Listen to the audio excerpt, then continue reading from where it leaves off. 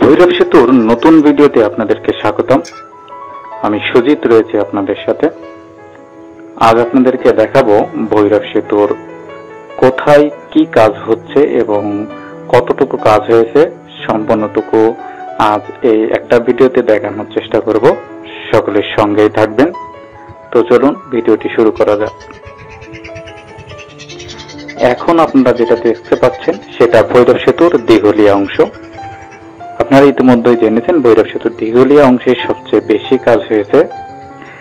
ভৈরব সেতুতে মোট পিলার বসবে 30টি, যার 16 থেকে 28 নং পিলার বসবে দিঘলিয়া অংশে।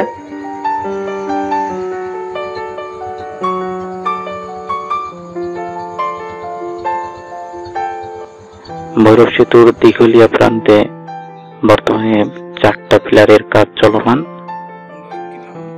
তো এখন যে পিলারটা আপনারা দেখতে পাচ্ছেন সেটা ভৈরব সেতুর দিঘলিয়া প্রান্তের নদীর সাইডের পিলার। সেই পিলারটার বর্তমান চিত্র আপনারা দেখছেন। গত 1 বছরে কিন্তু আপনারা জানেন যে গত 8 মাস কাজ বন্ধ ছিল, এখন কিন্তু কাজ শুরু হয়েছে।